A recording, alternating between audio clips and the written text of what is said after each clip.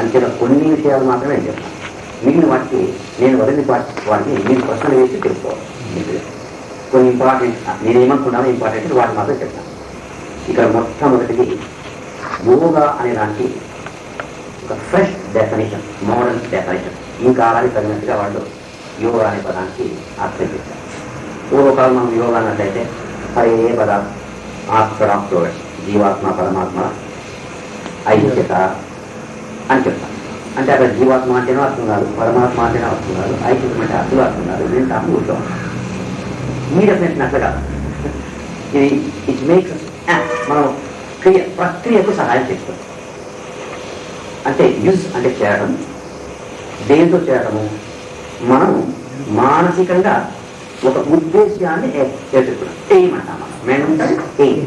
మానసికంగా మన యోగ్యతను బట్టి, మన సంస్కరణకు బట్టి ఒక ఉద్దేశాన్ని నిర్మించుకుంటాం. వాళ్ళ యోగ్యత సంసారం తక్కువ సంవత్సరం ఉండేవాళ్ళు ఒక ఇల్లు కట్టుకుని హాయిగా పట్టుకురాము అనుకుంటారు. దాన్ని ఆలోచన చేసి ఇల్లు కడతారు. అప్పుడు ఇంకా పెద్దవాళ్ళు ఇంకా అలాగే ఇంకా నా తత్వం ఏమిటి, నా రియాలిటీ ఏమిటి అని కొంతమంది ఆలోచిస్తారు. నేనెవరు దాన్ని పట్టుకుని ఆలోచించారు. కట్టగలబట్టి తను దాని గురించి తెలుసుకుంటారు. అంటే ఈ యూజ్ అనే పదాన్ని ఇక్కడ ఏ విధంగా ఉపయోగించుకున్నట్టయితే identifying with his own aim, ఏమి సాధించాలి అని అనుకుంటారో దానితో ఐక్యం. అది యోగము. అది ఐక్యతనే, ఇది ఐక్యత. జీవాత్మ పరమాత్మ ఐక్యత యోగమేనే. ఇక్కడ ఏ ఉద్దేశాన్ని, జీవన ఉద్దేశాన్ని మనం అనుకున్నాం, ఏం తెలుసుకోవాలనుకున్నాం, దాన్ని స్వప్రయత్నం ద్వారా దానితో ఐక్యం కావాలి. దాంతో ఐక్యము కావటం అన్నట్టయితే పరిపూర్ణంగా దాన్ని అర్థం చేసుకుని నాదిగా తెలివిగా చేసుకోవాలి. ఇల్లు కట్టాలనుకుంటే ఇల్లు నాది అంతే. ఆత్మజ్ఞానం పొందాలంటే ఆ జ్ఞానం నాది. అది ఒకటి కావాలి. తన ఉద్దేశంతో ఐక్యం కావటం ప్రప్రథమైంది. అంటే ఇక్కడ ఈ సందర్భానికి ఏమిటి అనుకున్నట్టయితే ఆ డెఫినేషన్ ఏ విధంగా అప్లై చేయాలన్నట్టయితే మనం రీజనరేషన్, మానవ జాతి కళ్యాణం కోసం ప్రయత్నం చేసినప్పుడు మొట్టమొదట మన మనసు రీజనరేట్ కావాలి, శుద్ధం కావాలి. శుద్ధమైన తర్వాత నెక్స్ట్ స్టెప్ మానవ కళ్యాణం ప్రయత్నం చేయడంలో మనకు సాధ్యమవుతుంది. ఆ ఉద్దేశంతో మనం ఐక్యమవుతాం. అది నేను ఒకటే. మొట్టమొదట లాస్ట్ పదం అదే మాట చెప్తాను. మొట్టమొదటి పదం అంటే లాస్ట్ అదే. అది కన్ఫ్యూజన్ అలాగే ఉంటుంది. మొట్టమొదట మన మనసు శుద్ధమైనట్టయితే అందులో శాంతి సౌఖ్యము స్థిరమైనట్టయితే పరులకు శాంతి సౌఖ్యాన్ని ఇవ్వడానికి సాధ్యమవుతుంది. సో యోగము ప్రారంభం చేసేటప్పుడు నాతో ప్రారంభమవుతుంది. నేను శుద్ధం కావాలి. అయిన తర్వాత ప్రపంచానికి సహాయం చేయాలని కోరిక నాలో ఉద్భవం అవుతుంది. దాంతో ఐక్యమవుతుంది. నేను దాంతో ఐక్యమవుతాను. నా జీవనం అంతా దానికి కష్టం.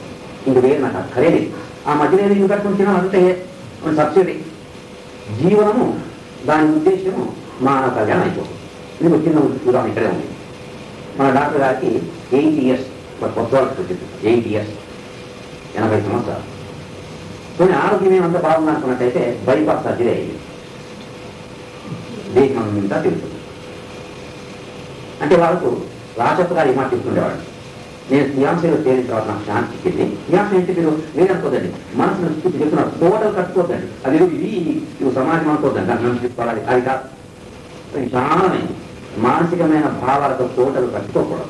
ఆ ధ్యాసనే ఆయన చెప్తుండేవాడు. నేను దీనిలోనే పడిపోయాను, నాకు శాంతి ఇచ్చింది. ఆ శాంతి వేరే వాళ్ళకి ఇవ్వాలని లాస్ట్ వరకు నేను చేతులు పట్టుకొని ప్లాట్ఫారం పెట్టుకొని అసలు ఇచ్చేంత వరకు చూశాను. నేను ఆయన ఆ ఉపన్యాసం వచ్చినట్టయితే ఇక పట్టుకోవాలి, ఆ చేతిని పెట్టాలా, మాట్లాడతారు. అందరూ నాకు శాంతి లభ్యమైంది. నా జీవనము ధ్యాస రెండు ఒకటే. నా జీవనము ధ్యాస జ్ఞానంతో ఐడెంటిఫై అయింది. ఆ స్థితిని మనం అది యూజ్ అనేదాన్ని. ఇక రెండో ముఖ్యమైన అంశాలు మాత్రమే చూడాలి. Not the speech. టైం చాలా వస్తున్నాం. మనస్తత్వం. మనస్సు తత్వం. తత్వము అన్నట్టయితే మన అంటే ముందు మన అంటే ఏమిటి మొదలే చెప్పాను నేను. మంది కాదు, మనకు అర్థమైనట్టుగా తత్వం అన్నట్టయితే ది ఎసెన్స్ ఆఫ్ ఇట్. దాని స్వభావం.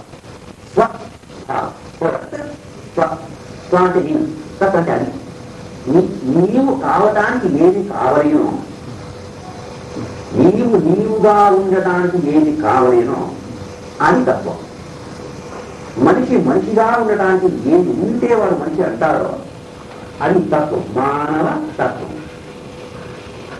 దేవుడు అని అనడానికి ఏమి ఉంటే దేవుడు అంటాడో, ఏది లేకపోతే దేవుడు కాడో అది దైవ తత్వం. నీళ్లు అంటే అదే ఉండాలి కదా. రాళ్ళ నీళ్ళు అంటామా, అగ్ని నీళ్ళు అంటామా? అగ్నికి ఏది ఉంటే అగ్ని అంటామో అది అగ్ని తత్వం. జలమునకు ఏది ఉంటే జలం అంటామో అది జల తత్వం. అర్థమైంది తత్వం అంటే. ఇంక మనకు డౌట్ వచ్చింది, మన సమస్య డౌట్ రాలేదు. తత్వము the quintessence of existence of a separate entity. Quintessence of existence of separate entity. Entity separate ఎక్కువ ఉంటుంది, నీళ్ళు వేరే అగ్ని వేరే ఉంటుంది. అంతా కలిస్తే బ్రహ్మ అంటాం. అడుగు మనకి సత్యానికి. అగ్ని అగ్నిగా ఉండాలంటే ఏమి ఉండాలి? దహించే శక్తి ఉండాలి. వాయువు అంటే ఏమి ఉండాలి? ఏర్పడిపోయి ఏదో శక్తి ఉండాలి. అది quintessence of its existence as a separate entity. అగ్నిగా సపరేట్ ఎంటిటీగా ఉండాలంటే దాని అగ్ని తత్వం అందులో ఉండాలి. ఇది తత్వం. మనకు మనస్తత్వం అంటే ఏంటి? ఇప్పుడు మనకు ఆ పదాలు వింటూ మందులు మాత్రాలు వచ్చి అర్థం చేసుకునే కాదు. మంద ఉందా అని ప్రశ్న వేసుకుంటూ ఉండాలి. మనః తత్వము, మనస్తత్వము అంటే బుద్ధి వైపు ప్రవహించుటే దాని తత్వం. ఇక్కడ బుద్ధి అంటే ఇండివిజువల్స్ హైయర్ స్టేజ్. మనం ఆర్గనైజర్ తీసుకోవడం లేదు. బుద్ధి అని ఒకప్పుడు బుద్ధి అనడానికి ఇండివిజువాలిటీ అంటే జీవాత్మని అర్థంలో కూడా మనం తీసుకుంటాం. వాళ్ళన్నారు డాక్టర్ గారు దీన్ని అనేక అర్థం చేసుకుంటారు. ఆ వైపు ప్రవహించాలి. దీంట్లో దీన్ని ఆత్మబుద్ధి ప్రసాదయం అంటాడు. ఆత్మబుద్ధి ప్రసాదయం.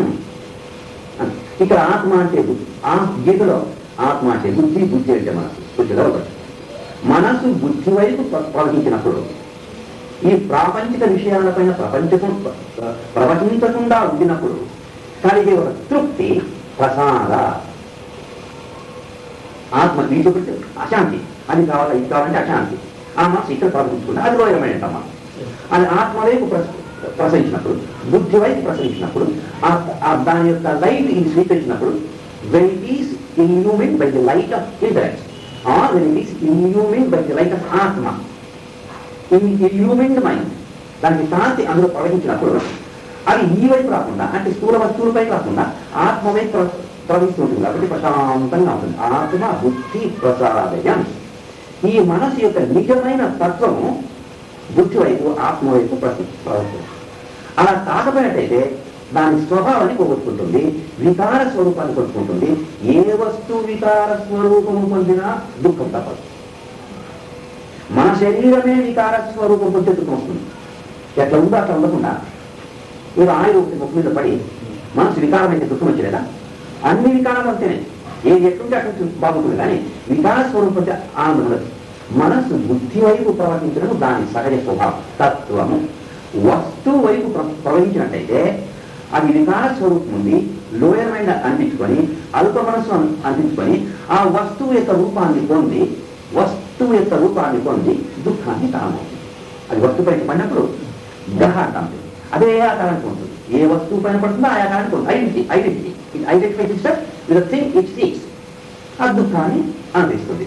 ఇది మనస్తత్వం. ఆ వైపు వెళ్ళే మనస్సు. దీనికి మనం కోటలు కట్టకూడదు, దీనికి సిస్టమ్స్ ఏర్పరచకూడదు. నేను హిందూ, లేదా నేను క్రిస్టియన్, లేదా ఈ సమాజాన్ని నేను పొందినాను. ఒక్క ఈ థియోసాఫికల్ సొసైటీ అనుకున్నప్పుడు ఈ విషయాలు వచ్చినప్పుడు కృష్ణాది సాధారణంగా జ్ఞాపకం వస్తుంటారు. కృష్ణాది అంటే జిడ్డు కృష్ణమూర్తి. ఈ థియోసాఫికల్ సొసైటీ ప్రోడక్ట్ అని చెప్పవచ్చు. యానివర్సరీ లెగ్ బీటరు లేకపోతే దేవుడు అనుకుంటే వస్తుంది అనుకోండి. మనం ఈ వ్యాపారిగా అనుకుందాం, మనం అంత డీప్గా పోయి అక్కర్లేదు. కృష్ణాది మాకు లేదు. థియోసాఫికల్ సొసైటీనే ఆయన కృష్ణాదిగా తయారు చేసింది. అయితే కట్టగడపట ఆయన ఈ సమాజానికి బద్ధులు కాలేదు. ఎందుకు కాలేదు ఉన్నట్టయితే సమాజానికి ఒక సిస్టమ్ బద్ధులైనట్టయితే ప్రపంచానికి చేయడం కష్టం అవుతుంది. జగద్గురు కాబట్టి కొంచెం కష్టం అవుతుంది. ఇతరులు జగద్గురుగా స్వీకరించారు. అందుకని ప్రపంచ క్షేమం కోసము తన బంధాలను తెరించుకోవాల్సి వచ్చింది. He went beyond all systems and became independent soul, free mind. చాలా స్వతంత్రంగా ప్రపంచానికి సేవ తీసుకొచ్చారు. మనం కోటను కట్టుకోకూడదు. మనసు ద్వారా కోటలు కట్టుకోవడం అంటే కొంచెం వివరించుకోవాలి. లేకపోతే మన సాధన కష్టమవుతుంది. దీన్ని ఇంకో సందర్భంలో శీలవ్రత పరామర్శాన్ని కూడా అంటారు. అంటే ఒక ఎగ్జాంపుల్ మాత్రమే. నేను రాముడి పూజ చేయకపోయినట్టయితే నాకు శాంతి చిక్కదు అని అనుకోవాలి. రాముని పూజ చేస్తే చాలా చిక్కులు మంచిదే, చేయకపోతే చిక్కలు అనుకోవటం సాహసం. అది కొంచెం డిస్టర్బ్ అయినప్పుడు ఇంకా శాంతి వస్తుంది. ఇప్పుడు డాక్టర్ గారు అన్నారు ఇది నో డెఫినేషన్, మీరు డిఫర్ కావచ్చు అని. నేను కొంచెం అట్లా అంటాను నాది అని. ఎక్కడ అశాంతి ఉంది అక్కడ జ్ఞానం లేదు, ఎక్కడ అశాంతి ఉంది అక్కడ పూర్ణ జ్ఞానం లేదు. త్యాగరాజైనా సరే విగ్రహాల పై తర్వాత ఏడ్చాడు అంటే ఆత్మజ్ఞానం పరిపూర్ణత లేదు. ఆత్మజ్ఞానం వచ్చిన తర్వాత అది ఉండదు. విగ్రహానికే మనసు చుట్టుకోకూడదు, అది ఒక సాహసం. గట్టి ఉపల్లి ఆంజనేయ తాత శివుడు ప్రత్యక్షమయ్యాడు. శివుడు ప్రత్యక్షమైన తర్వాత ఆయనకు నువ్వు గురువును స్వీకరించి ఆత్మజ్ఞానం పొందు అన్నాడు. ఆశ్చర్యం. శివుడే ప్రత్యక్షమైన తర్వాత ఆత్మజ్ఞానం ఏమిటి అంటే శివుడు అనేది ఒక సాహసం, అది బంధిస్తుంది. శివుడు కనిపించకపోతే ఏడుస్తాడు. ఉదయం పూట శివుడు పూజ చేయకపోతే ఏడుస్తాడు, ఆ లింగం సంపకపోతే ఏడుస్తాడు. ఇదంతా అజ్ఞానం. ఎప్పుడు మనసు ప్రశాంతంగా ఉండాలి. ఆత్మబుద్ధి ప్రసాదయం ప్రసాదే సర్వదుఃఖానం అనస్యోపజాయతే. ఏ పరిస్థితిలోనా మనస్సు ప్రశాంతంగా ఉండే స్థితి మనకు సాధించినట్టయితే అది బుద్ధి వైపు పోతుంది. దానికి థాట్ ఫామ్స్ అంటే తత్వంశ మానసికమైన ఒక రూపానికి బద్ధమై ఉంటుంది. బద్ధ మనస్సు కాదు, ఫ్రీ మైండ్, స్వరాజ్యం పొందినటువంటి మైండ్ ఎక్కడ పోయినా ప్రశాంతంగా ఉంటుంది. అది మనలెవరికి డాక్టర్ గారు మొదలై అనుకున్నాను, నేను ఇంత సంవత్సరం సాధన చేయడానికి అనుకూలంగా మాట్లాడాలి అన్నాను. కానీ వాళ్ళు పైకి వెళ్ళిపోయి వాళ్ళు దిగరు, ఎక్కడ దిగుతారు, మనకు దిగడం చాలా కష్టం. నేను తిండి తింటాను వాళ్ళు కాదు. ఆ మాట అంటే వాళ్ళు చెప్పేది వాళ్ళు అక్కడే ఉంటాను, ఎందుకు మనకు దిగాలి ఏమిటి అన్నట్టయితే ఉపన్యాసం విన్నాం 5 రోజులు 6 రోజులు అయితే నేను ఇంకా పిచ్చి రేపు శాంతంగా ఉంటాను, ఇంటికి పోతాను. లేట్గా వస్తుంది కదా దీని 12 గంటలకు వస్తాను. ఏం లేట్గా వస్తే ఎటువంటి ఉపన్యాసం పెట్టాను అంటే నేను ఉపన్యాసానికి పోయితే మంచి పని పోయితే కాదంటావా అనేది ఒక ఫామ్. ఏం ఫామ్ అంటే ఇక్కడ నేను చేసిన పని మంచిది, దాన్ని నేను చెడ్డగా అనుకోవడం అనేది తాఫామ్ అంటే ఇంకేం లేదు. ఏదో ఒక కల్పన చేసుకుంటాను, అది మనం బంధిస్తాం. భక్తులు భార్య ఏమి అనకూడదు, భార్యకారుడు భక్తులు మొక్కకూడదు. పురాణాలు ఎంతో మంది భార్య కల్పన వాడు మొక్కకూడదు. ఇది ఒక థాట్ ఫామ్. థాట్ ఫామ్ ఉంటే తప్పు లేదు, దానికి బద్ధం ఉంటే తప్పు. తోటగోడ కట్టుకుంటే తప్పు లేదు, దానికి వాకింగ్ లేకుంటే తప్పు.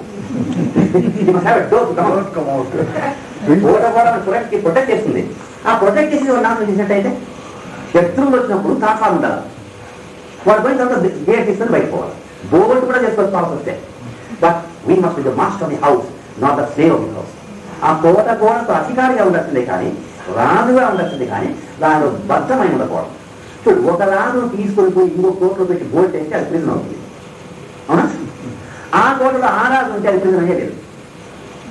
వాడు కోటలోనే ఉంటాడు, వీడు కోటలోనే ఉంటాడు. ఒకరికి అది ఇల్లు అవుతుంది, ఇంకొకరికి ప్రిజన్ అవుతుంది కదా. చిన్న పిల్లలు పొద్దున్నే వాక్ చేసి బయట వాక్ కావాలంటే బోల్ట్ వేసినట్టయితే అది ప్రిజన్, వాడి లేదు, నీ ఇల్లు వాడికి. అది వాడికి జమ బాగా ఎందుకంటే మామూలు చూసింటుంది మొత్తం లేఖన వాకి అంటారు వాడు. అది ప్రిజన్ వాడికి. థాట్ ఫామ్కు మనము I think doctor has to agree. You can have thought forms but you must not imprison in thought form. ఎందుకంటే రాముడు అనే దేవుడు అనుకుని సాధన చేస్తే మన శ్రీకాసం తప్పేం లేదు. కానీ రాముడే దేవుడు, ఇంకోటి దేవుడు కాదు అనుకుంటే తొందరైపోతుంది. వాళ్ళు చదివి గురించి చెప్పారు. అల్లా దేవుడు అనుకొని ఆ అల్లా దేవుడితో ఎంతమందిని చంపినా నష్టం లేదు, పుణ్యం అవుతుందని వాళ్ళు ఎంత సాధన చేస్తున్నారు. అది తాత్వం. అలా చేయకూడదు. మనస్తత్వం అలా ఉండకూడదు. మనస్సు ఉండవచ్చు, మనస్తత్వం అలా ఉండకూడదు. మనస్తత్వం ఎప్పుడు కూడా విశాలంగా ఉంటుంది, ప్రపంచానికి ఏకంగా స్వీకరిస్తుంది. ఆ మనస్తత్వం ప్రపంచాన్ని ఏకంగా స్వీకరించడానికి, ఆ ఏకత్వాన్ని అనుభవించడానికి డాక్టర్ గారు అంటే అద్భుతి 2 విషయాలు చెప్పారు. ఒకటి, మనస్సు బుద్ధి వైపు ప్రయాణం చేసి ప్రతి వస్తువును బుద్ధి కాంతిలో in the light of intellect we have to see things in the world in the light of intellect. ఇక మనసు ద్వారా చూసినట్టయితే స్త్రీలు వేరు, పురుషులు వేరు. అప్పుడు మనకు శాంతి ఉండదు. మనకు తెలుసు శాంతి లేదని తెలుసు. Illumined mind is equal to బుద్ధి. బుద్ధి ద్వారా చూసినప్పుడు అంతటిలో ఉన్న జీవ చైతన్యము ఒకటే, ఆత్మ చైతన్యము ఒకటే. మనసు అనే కన్నుతో చూస్తే శరీరం కనిపిస్తుంది, బుద్ధి అనే కన్నుతో చూస్తే ఆ జ్యోతి కనిపిస్తుంది. ఫోటో తీస్తే ఈ మాత్రమే వస్తుంది, ఎక్స్రే తీస్తే ఇది రాదు, ఎముకలు వస్తాయి.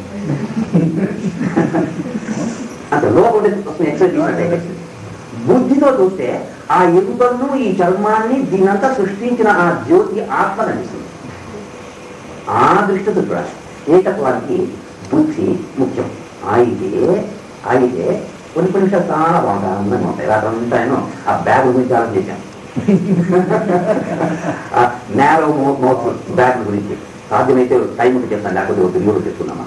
అది కొద్దు బుద్ధితో మాత్రం చూస్తే ఎక్స్రే అయిపోయి ఎవరో కనిపించాయి, బ్యూటీ లేదు కదా. ఈ మామూలు లెన్స్ అంటే అందంగా ఉంది లేదు. ఇంకొక డైమెన్షన్ ఉంది ఆ ఎక్స్రే బుద్ధికి. ఇంకొక డైమెన్షన్ ఉంది, లవ్. ప్రేమ బుద్ధి రెండు కలిపి చూస్తే there only beauty and nothing else. అంత అర్థమవుతుంది, భగవంతుని మహత్వానికి అర్థమవుతుంది, ఆనందంగా ఉంటుంది ఈ ప్రపంచం. ఎవరిని ద్వేషించడానికి సాధ్యమే లేదు. అది టెక్నికల్ లాజికల్ కూడా అంతేనే. ప్రేమిస్తే ద్వేషించేది ఎట్లా? కొంతమంది అంటారు ప్రేమించుకోకపోతే ద్వేషం కూడా ఉంది అంట. అది మన కాన్సెప్ట్. అది pure love has no shade of hatred. దాని నీరు కూడా దానికి ఉండదు, నీరు కూడా ఉండదు దానికి. ఆ బుద్ధి ప్రేమ కలిసినప్పుడు విశాలమైన దృక్పథం వస్తుంది. వారు పనులు ఉద్ధారం అవుతారు, ప్రపంచాన్ని ఉద్ధారం చేయగల శక్తి వాళ్ళకి లభ్యమవుతుంది. Through regeneration. మొట్టమొదటి మన మనసు రీజనరేట్ కావాలి, తర్వాత ప్రపంచాన్ని రీజనరేట్ చేయడానికి ప్రయత్నం చేయాలి. అది ఇంకా ఇంకోటి ఇంపార్టెంట్, రిలీజ్ మైండ్. అంటే ఈ గోడకు బద్ధం కాకుండా కొంతవరకు అర్థం వచ్చింది. దేనికి బద్ధము కాకుండా ఆత్మ వైపే ప్రవహిస్తూ తన స్వస్వభావాన్ని నిలుపుకోగల మనస్సును రిలీజ్ మైండ్, ఫ్రీ మైండ్, స్వరాజ్యం పొందినటువంటి విరాట్ మైండ్, స్వరాట్ మైండ్. అది దేనికి బద్ధం కాదు. అయితే దేనికి బద్ధం కాదు అనుకున్నట్టయితే అది అంత కఠినంగా ఒక వస్తువుగా ఉంటుందా అనే ప్రశ్నకు నిన్న ఉత్తరం దొరికింది. చెప్పేవారు sensitive mind recognizes the slightest movement in the world, but still it keeps its original state of calmness. That's yesterday we thought. ఈ మనస్సు సెన్సిటివ్ ఫ్రీ మైండ్ అంటే స్వరాజ్యంగా ఉన్న మనస్సు, దేనికి అంటుకోని మనస్సు. అయితే ఈ భావాలు దానికి ఉండవా, దయా దాక్షిణ్యం ఉండదా అన్నట్టయితే దానికి ఇంకా ఎక్కువగా ఉంటుంది. ఒక పిల్లవాడు ఆ సైకిల్ తగిలి కింద పడిపోయినట్టయితే థియాసఫీ తెలియకుండా ఉండేవాడు చూసి అయ్యో పాపం అని ఎంత అంటాడో, థియాసఫీ తెలిసిన వాడు అంతకంటే ఎక్కువ పరిగెత్తిపోయి పడేస్తాడు. జ్ఞాని కరుణ లేని మనిషి కాదు, మాస్టర్స్ అలాగే. జ్ఞాని కరుణ లేని మనసు కాదు. డిటాచ్ మైండ్ అన్నట్టయితే కరుణ లేకుండా పరిగెత్తాడు. వాడు ఇంకా ఎక్కువ సెన్సిటివ్గా ఉంటాడు, చాలా ఎవరికి తొందరగా చేయడు. ఎందుకు ఎవరికి తొందర చేయడున్నట్టయితే మీకు మాకు అనుభవం అయ్యేది, ఎవరికైనా తొందర కలిగితే మనకు బాధ కలుగుతుంది అనే అనుభవం మనకు అయ్యే. చిన్న పక్షులు మన బిడ్డలు ఏమైనా ఏడుతుంటే వాడికంటే ఎక్కువగా మనం బాధపడతాం. వాడిని రోజు ఒక చిన్న పిల్లవాడికి స్టూడెంట్ వాడు యూకేజీ అథవా ఫస్ట్ మంచి ఆస్మాటే ఆ బాధ చూడక వాడిని తీసుకొని డాక్టర్ దగ్గర కాస్త నా కళ్ళు నేను వస్తున్నాయి ఆయన చూసి వాడికి 1% కూడా ఏం లేదు, వాడికి ఆ ఫీలింగ్ లేదు. నేను కొంచెం బాధపడుతున్నాను, మీరు ఎంత బాధపడతాను. నీవు బాధపడే 20% ఉంది ఆత్మ, వాడికి 1% కూడా లేదు. నువ్వెందుకు బాధపడతావు? ఇంజక్షన్ ఏమని చేసిన బాధ అంటే ఆయన లేదు సార్ కొద్దిగా లేదు సరే అంతే అని ఆయన మాకు తెచ్చి వెళ్ళారు. మా ఇంట్లో పడేసినామని నాకు చూస్తే నువ్వు నాకు వినిపిస్తే ఆయన ఇంజక్షన్ ఇచ్చేవాడు అప్పుడు దాకా. అంతవరకు వాళ్ళకి 1% అయితే మన 20% బాధ. అంటే మన థియాసఫీ ఇస్తూ అని వాడి బాధను గమనించడం లేదా? The mind becomes very sensitive, very for every slightest moment of sorrow or joy it respond. సుఖం కానీ దుఃఖం కానీ కొంతవరకు ఉన్నా కానీ ఆత్మౌపమ్యేన సర్వత్ర సమం పశ్యతి అర్జున సుఖం వా ఎది వా దుఃఖం. నిన్న డాక్టర్ చెప్పి ఇదే డెఫినేషన్ సేమ్. అయితే డాక్టర్ నేను అసలు బబలేదు ఉంటాను, నేను ఇంటిపెట్టి చెప్పాను. నిజమే, కృష్ణాజీ ఒకటి ఈ గీతను గురించి గీతతో ఏది తప్ప చదివి రామేమిటి, నేను స్వయంగా గీత సారాంశం నీలో ఉన్నది అని గీతను కొంచెం తప్పుగా మాట్లాడినప్పుడు మెడ్రాస్లో అది ప్రచారం చెప్పింది ఈ బ్రాహ్మణ మధ్య ఆర్థాస్ భావం. అందులో ఒక ఆర్థాస్ భావం ఆశ్రమానికి వచ్చాడు, మన కృష్ణాది ఆశ్రమానికి. అక్కడికి వచ్చి ఆయన ఉపన్యాసం విన్నాడు. ఉపన్యాసం తర్వాత ఇంటర్వ్యూ తీసుకున్నాడు. కృష్ణాది లోపల పోయిన తర్వాత ఈయన లోపలికి ఇంటర్వ్యూ ఇచ్చారు. స్వామి నువ్వు వేదాలను గీతను రిజెక్ట్ చేశాట, దాన్ని స్వీకరించాట, కానీ ప్రతి వాక్యము వేదమును గీతలో ఉంది. అంటే వికాసం పొందిన మనస్సు పలికే మాట వేదమే, వాళ్ళ మాటే వేదం అవుతుంది. అలాగా ఆ మనస్సు సుఖం వా ఎది వా దుఃఖం, ఇతరులకు సుఖం వస్తే ఆ దుఃఖాన్ని స్వీకరిస్తుంది. ఆయన దుఃఖపడదు, అలా ఆనందం నేను ఆనందం. దుఃఖపడితే తనకు ఆత్మరూపమైన తనకే దుఃఖం వచ్చినట్టు భావిస్తుంది. కాబట్టి జ్ఞాని వారు తరుల కష్ట సుఖాలు గమనించరు అనే మాట తప్పు, అనే మాట తప్పు. రామకృష్ణ పరమహంస ఇక ప్రాణాన్ని వదులుతారనేటప్పుడు ఆయన వివేకానికి చాలా బాగా కలిగింది. కొంచెం పక్కపై ఏడుస్తుంది. తన స్నేహితుడు గురుభాయ్ వచ్చి ఏమయ్యా నువ్వు జ్ఞాని అనుకుంటేనే నీవే భయపడితే కాదు, వివేకం గోడ నాట్ వాడు అయితే ఈ మ్యాన్ గోడ కాదు, వాడు మనిషి. మనిషి అంటే దుఃఖం ఉంది. కాబట్టి ఈనాడు ఉపన్యాసాలు విని ఇంకొక నుంచి ఏడ్చుకోలేదేమో, చదువు కోసం ఏడ్చాలి. ఏడ్చకపోతే ఎట్లా గుండెలో చెప్పిన ఆ దుఃఖం అంటాను. ఏడ్చాలి అంటే ఏడ్చాలంటే స్వార్థం కోసం కాదు, పరార్థం కోసం మనం బాధపడాలి, ఇతరుల కోసం బాధపడాలి. అది రిలీజ్మై యొక్క విషయం. అది ఇక డెమోక్రసీ ఇన్ అకల్టిజం ఇది వెరీ బ్యూటిఫుల్ థాట్. ఈ అకల్టిజం అన్నట్టయితే మన బాహ్య ప్రపంచములో బతుకు కావలసిన జ్ఞానం పొందటం కాదు, అది ఎంపెరికల్ నాలెడ్జ్. ఎంపెరికల్ నాలెడ్జ్ అది nominal knowledge, nominal and nominal. Empirical worldly knowledge, ప్రాపంచికమైన జ్ఞానం. మనం ఎన్ని డిగ్రీలు పొందినా ఎంత చేసినా మన సుఖం కోసమే పనికొస్తుంది. పనులు కాదు, నీ డిగ్రీ నాకు పనికొచ్చినా నా డిగ్రీ నీకు పని, నీవు నాకు పనికొచ్చినా నా ఇది నీకు పనికొచ్చినా నీ గురించి సుఖపడడానికి పనికొస్తుంది. అంటే కొంచెం బాగా బతకచ్చు అంటే స్టైలిష్గా బతకచ్చు, అంతకంటే ఏం మాత్రం లేదు. ఎక్కడ బతికినా ఉంటాయి స్టైలిష్గా బతకచ్చు. అది డెమోక్రసీ. అదందరూ చదువుకోవచ్చు, ఇప్పుడు అందరూ నేర్చుకోవాలి. అదే డెమోక్రసీ అకల్ట్ పవర్కు ఉంది. Occult knowledge. అకల్ట్ నాలెడ్జ్ అంటే ఏంటి? దీన్ని ఇంకో రకంగా మిస్టిక్ నాలెడ్జ్ అంటారు, మిస్టిక్ ఎక్స్పీరియన్స్ అంటారు, శైవులు అనుభవ స్థితి అంటారు. అనుభవం మంటకం అయినా కదా శైవులు అనుభవ మంటకం అంటారు. అంటే వాళ్ళు ఈ బాహ్య ప్రపంచంలోని నాలెడ్జ్నే కాకుండా ఆంతరిక ప్రపంచంలోని రహస్యాన్ని తెలుసుకోవాలి. రహస్యాన్ని వాళ్ళు బాహ్య ప్రపంచం రహస్యం వాళ్ళకి అక్కర్లేదు. అంటే ఒక ఉదాహరణ చెప్పాలంటే ఈ ఎంపెరికల్ నాలెడ్జ్, ఈ బాహ్య ప్రపంచ జ్ఞానం మనవాడు అది అంత గోల్పడినట్టు అది వెనకటి యాడమ్ కదా జ్ఞాపకం వస్తుంది. అది మళ్ళీ చెప్తున్నాం. యాడమ్ ఒరిజినల్గా అక్కడ నాలెడ్జ్, ఎప్పుడైతే డ్రెస్ వేస్తున్నాడో ఎంపెరికల్ నాలెడ్జ్. అండ్ ఈ ఎంపెరికల్ నాలెడ్జ్ సాల్వ్ గేమ్ ఇది పోయింది సత్యాన్ని, అది కొంచెం ఫ్లాష్ కానీ. ఎంపెరికల్ నాలెడ్జ్ ఉన్నవాడు స్మార్ట్గా డ్రెస్ చేసుకుంటారు. అలాగే ఉండాలి, ఆ సందర్భాన్ని బట్టి ఉండాలి. ఎట్లా డ్రెస్ చేసుకోవద్దు, ఇంటికొచ్చి బట్టలు లేకుండా కూర్చోవద్దు, ఇంట్లో ఇచ్చుకోవచ్చు. సరే కరెక్ట్. అది మారి ఈ ప్రాపంచిక నాలెడ్జ్ ఆ మెచ్యూరిటీ పండి ఒక్కమారు మనకి ఆత్మదర్శనమైనట్లయితే అన్ని డ్రెస్ అది అట్లే రాకపోతుంది. మరో సెకండ్ డ్రెస్ వేసుకోవాలి. రమణమట్లాగా ఉన్న లంగోటి తప్పితే ఇంకోటి లేదు. అంటే ఇక్కడ వాని ప్రజ్ఞ ఆ గుప్త ప్రపంచంలో ఆనందంగా ఉంది కాబట్టి ఈ బాహ్య ప్రపంచమే కానందానికి వాడు వదలడు. బాహ్య ప్రపంచ నాలెడ్జ్, జ్ఞానము, ఆనందము ప్రతి వాణి